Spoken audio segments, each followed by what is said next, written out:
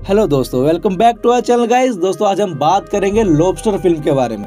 दोस्तों इस फिल्म में एक ऐसी दुनिया दिखाई गई है जहां कोई भी इंसान सिंगल नहीं रह सकता, और अगर कोई भी व्यक्ति किसी कारण से सिंगल रह जाता है तो उसे 45 दिन दिए जाएंगे अपना पार्टनर ढूंढने के लिए, ताकि वो दोबारा से शादी कर सके। और अगर वो ऐसा नहीं कर पाता तो उन्हें एक जानवर में बदल दिया जाएगा। जी हाँ, आप ठीक सुन रहे हैं, उन सभी सिंगल लोगों को जानवर में बदल दिया जाएगा। तो चलिए दोस्तों कहानी की शुरुआत करते हैं। फिल्म की शुरुआत में हमें डेविड नाम के एक आदमी को दिखाया जाता है, और इसके बाद हमें पता चलता है कि डेविड की वाइफ उसे रिसेंटली छोड़कर किसी और के साथ भाग गई है। और अब डेविड एक ऐसी सोसाइटी में रहता है जहां सिंगल लोगों के लिए कोई भी जगह नहीं है, इसलिए उसे अगले दिन एक अजीब से होटल में ले जाया जाता है जहां उसके जैसे और भी लोग होते हैं जो कि सिंगल, डिवोर्सी या जिनके पार्टनर्स मर चुके हैं। उधर डेविड को 45 दिन दिए जाएंगे अपना पार्टनर चूज करने के लिए, लेकिन ये काम इतना भी आसान नहीं है। पार्टनर्स बनने से पहले दोनों के कैरेक्टरिस्टिक और दोनों में सिमिलैरिटीज होना बहुत जरूरी है, तभी वो लोग पार्टनर बन पाएंगे, नहीं तो 45वें दिन उन सबको जानवर में कन्वर्ट कर दिया जाएगा।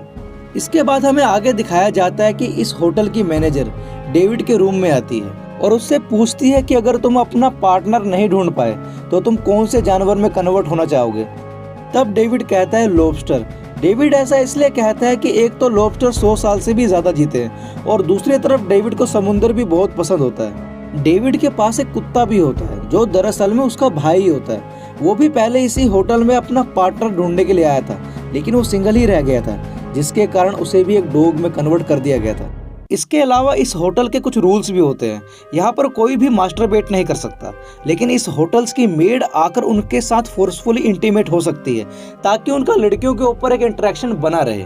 इसके अलावा इस होटल से कई सारे लोग भाग गए होते हैं क्योंकि वो किसी भी जानवर में कन्वर्ट नहीं होना चाहते थे, और इस ग्रुप को लोनर ग्रुप कहते हैं, और ये लोग आसपास के जंगलों में ही छुप कर रहते हैं। तो होटल्स वाले हर रोज अपने कैंडिडेट्स को लेकर हंटिंग ऑर्गेनाइज करते हैं, जहां इन लोनर ग्रुप्स के मेंबर को मारना होता है, और जो कैंडिडेट जितने ज्यादा लोगों को मारेगा उसे उतने ही एक्स्ट्रा दिन दिए जाएंगे अपना पार्टनर ढूंढने के लिए। और अब आगे दिखाया जाता है कि डेविड को यहाँ पर पूरा एक वीक हो चुका है। वो अपने कुछ दोस्त भी बना लेता है, जैसे रॉबर्ट और जॉन, और इन सभी कैंडिडेट्स के बीच में एक एशली नाम की लड़की भी होती है।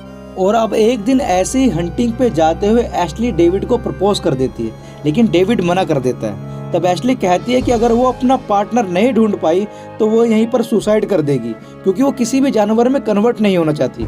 ये सुनने के बाद भी डेविड कुछ खास रिस्पॉन्स नहीं देता। और अब आगे दिखाया जाता है कि दिन ऐसे ही गुजरते जाते हैं, लेकिन अभी तक डेविड, रॉबर्ट और जॉन तीनों में से किसी को भी पार्टनर नहीं मिलता, और अब जॉन बहुत ज्यादा परेशान होने लगता है। तभी वहाँ पर एक फीमेल कैंडिडेट को दिखाया जाता है जिसकी नाक से हमेशा खून बहता रहता है। जॉन उसे प्रपोज भी करता है, लेकिन उन दोनों में कुछ सिमिलैरिटी होनी चाहिए, तभी वो कपल बन जाएंगे।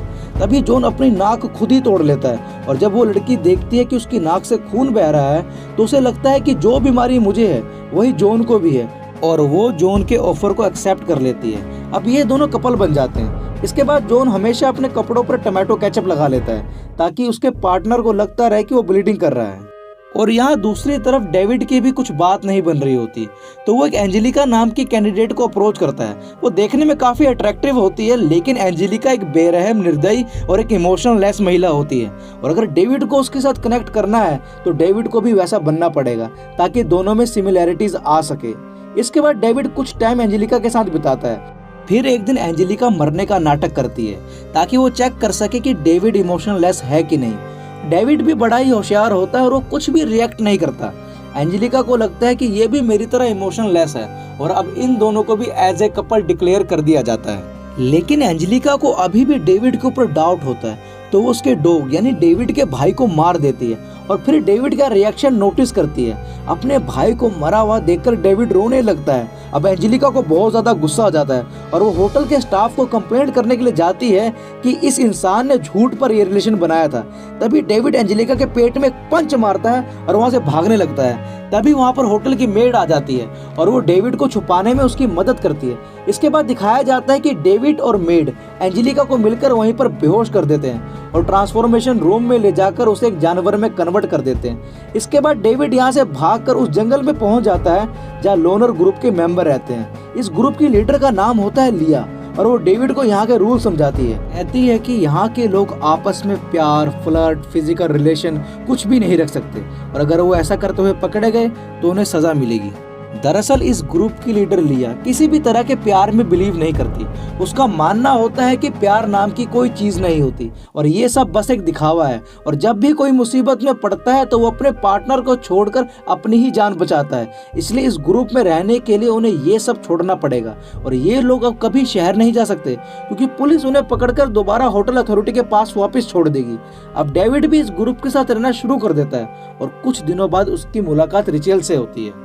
रिचेल की भी दूर की नजरें खराब होती है, यानी कि उसे भी दूर का साफ नहीं दिखाई देता और यही सेम प्रॉब्लम डेविड की भी होती है। इसी कारण से इन दोनों में काफी अच्छी दोस्ती हो जाती है और ये दोस्ती धीरे धीरे प्यार में बदल जाती है। फिर यहाँ पर होटल की मेड को दिखाया जाता है जिसने कि डेविड की होटल से भागने में मदद की होती है। वो भी लिया के साथ मिली होती है क्योंकि वो भी अपने हस्बैंड से खुश नहीं होती और उसे डिवोर्स देना चाहती है। इसीलिए वो भी सीक्रेटली इस ग्रुप को ज्वाइन कर लेती है और होटल की सीक्रेट इन्फॉर्मेशन लाकर लिया को देती है। और इस ग्रुप के लोग अपनी जरूरत का सामान लेने के लिए हफ्ते में एक बार अच्छे कपड़े पहनकर शहर जाते हैं और as a husband wife behave करते हैं। तभी वहाँ पर एक पुलिस वाला आ जाता है और वो डेविड से उसकी वाइफ के बारे में पूछता है और उसका मैरिज सर्टिफिकेट भी मांगता है। तभी डेविड थोड़ा घबरा जाता है। इतने में रिचेल वहाँ पर आ जाती है और बड़ी स्मार्टली तरीके से डेविड को वहाँ से बचा लेती है। इसके कुछ टाइम बाद दिखाया जाता है कि लिया होटल पे हमला करने का प्लान करती है और होटल की मेड भी उसकी मदद करती है। लिया और लोनर ग्रुप के मेंबर सीधे होटल मैनेजर ओलिविया के कमरे में घुस जाते हैं और उसके हस्बैंड को गन पॉइंट पर रखकर ओलिविया को शूट करने के लिए कहते हैं और उसका हस्बैंड भी ओलिविया पर गोली चला देता है, लेकिन ये गन खाली होती है जिसे देखकर ओलिविया पूरी तरह से हैरानगी के साथ भर जाती है। वहीं दूसरी तरफ डेविड जॉन के पास जाता है और उसकी वाइफ को सब कुछ सच बता देता है कि इसकी नाक से कोई खून नहीं निकलता, ये बस नाटक कर रहा है। दरअसल यहाँ लोनर ग्रुप का टारगेट किसी को मारना नहीं होता, वो बस इन लोगों को इस बात का एहसास कराना चाहते हैं कि तुम लोगों का रिलेशन कितना झूठा और फेक है।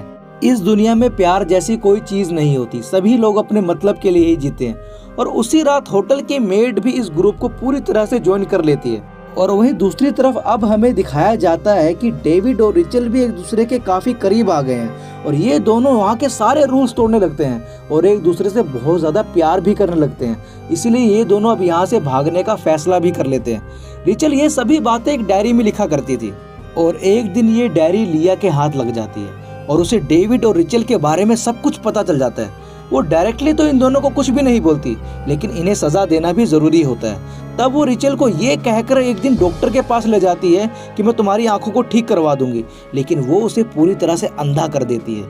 अगले दिन जब रिचेल को ये बात पता चलती है तो वो लिया को मारने की कोशिश करती है और लिया की जगह वो गलती से उस मेड को मार देती है। और इसके बाद जब वो ये सारी बातें डेविड को बताती है तो डेविड को ये सारी बातें सुनकर बहुत बुरा लगता है, क्योंकि इस सोसाइटी के अनुसार दोनों में कम से कम एक चीज कॉमन होनी चाहिए शादी करने के लिए। पहले दोनों को दूर का दिखाई नहीं देता था, ये चीज काफी कॉमन थी शादी करने के लिए, लेकिन अब कुछ भी कॉमन नहीं रह गया। लेकिन फिर भी डेविड अपने भागने के वादे को निभाता है और मौका देखते ही लिया को मार देता है और उसे कब्र में बांधकर वहां से चला जाता है। इसके बाद ये दोनों यहाँ से भागकर एक रेस्टोरेंट में जाकर बैठ जाते हैं जहाँ डेविड एक चाकू मंगवाता है ताकि वो भी अंधा हो सके और ताकि दोनों में सिमिलैरिटीज आ जाए और ये शादी कर सके। फिर वो अपनी आंखों में चाकू मारने की कोशिश करता है, लेकिन तभी उसके हाथ कांपने लगते हैं, वो पूरी तरह से डर जाता है और यहीं पर हमारी फिल्म खत्म हो जाती है। हमें यहाँ पता नहीं चलता कि डेविड फाइनली ब्लाइंड हुआ था कि नहीं, या फिर वो रिचेल को छोड़कर कहीं और भाग गया था, लेकिन इसका जवाब हमें फिल्म के पोस्ट क्रेडिट सीन में देखने को मिलता है, जहाँ हमें समुद्रों की लहरों की आवाज सुनाई देती है। शायद इसका मतलब ये होता है कि डेविड अपने आप को अंधा नहीं कर पाया था और रिचेल को छोड़कर वहां से चला गया था और होटल के लोगों ने उसे दोबारा पकड़कर उसके मनपसंदीदा जानवर लॉबस्टर में उसको कन्वर्ट कर दिया था और समुद्र में छोड़ दिया था। इसलिए इस फिल्म के आखिरी में हमें समुद्र की लहरों की आवाज सुनाई देती है, इसलिए इस फिल्म का नाम लॉबस्टर भी है। उम्मीद करते हैं कि आपको ये कहानी जरूर पसंद आई होगी। ऐसी और वीडियोस को देखने के लिए हमारी वीडियो को लाइक करें और चैनल को सब्सक्राइब जरूर करें। धन्यवाद।